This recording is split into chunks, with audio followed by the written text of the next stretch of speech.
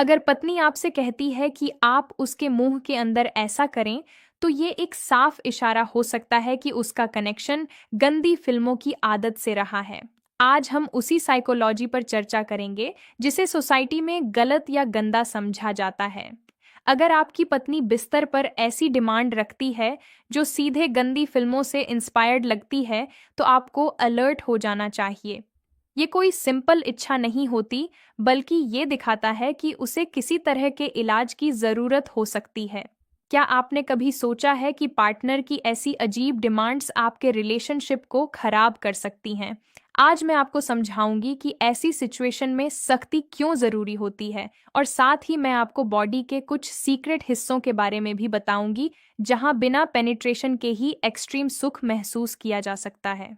अगर आप अपनी सेक्सुअल लाइफ और अपने पार्टनर की मेंटल हेल्थ को सुरक्षित रखना चाहते हैं, तो ये वीडियो आपको पूरी तरह शॉक कर सकता है।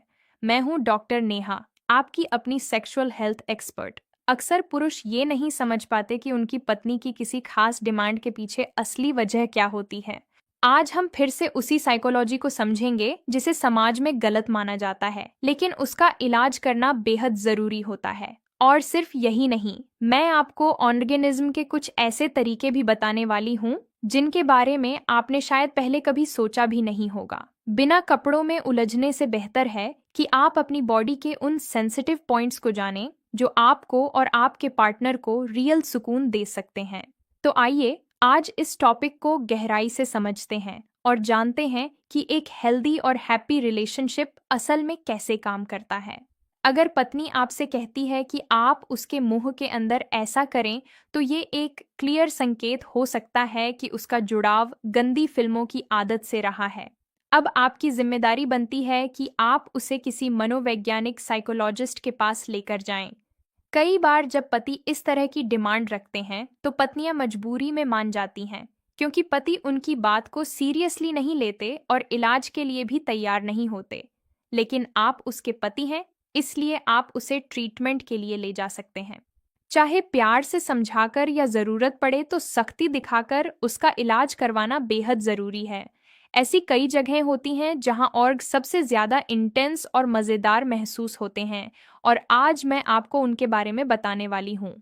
बिना ज़्यादा मेहनत किए भी अगर सही तरीके से किया जाए तो इतना सेटिस्फेक्शन मिल सकता है कि सारी टेंशन दूर हो जाए।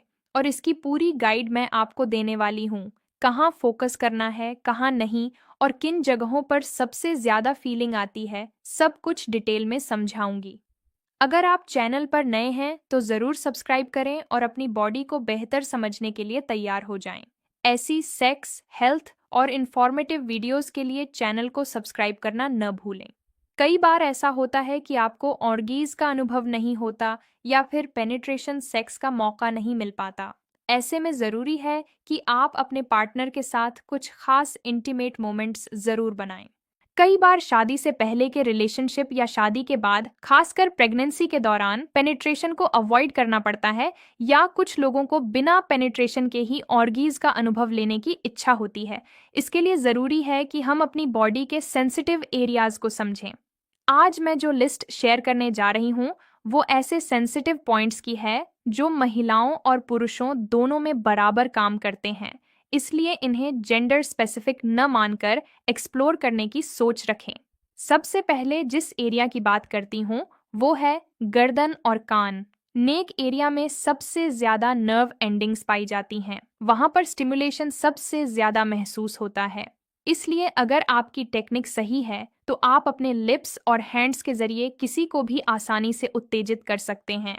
इसी वजह से ज़रूरी है कि आप नेक एरिया पर ज़्यादा से ज़्यादा एक्सपेरिमेंट करें। जिस तरह लिप्स का टच आपको सेटिस्फाई करता है, उसी तरह नेक का स्टिमुलेशन भी उतना ही इम्पॉर्टेंट होता है।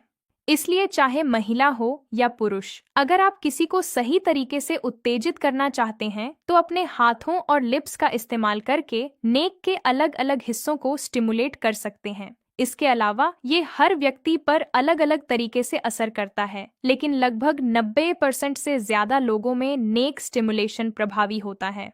दूसरे नंबर पर मैं बात करूंगी ईयर्स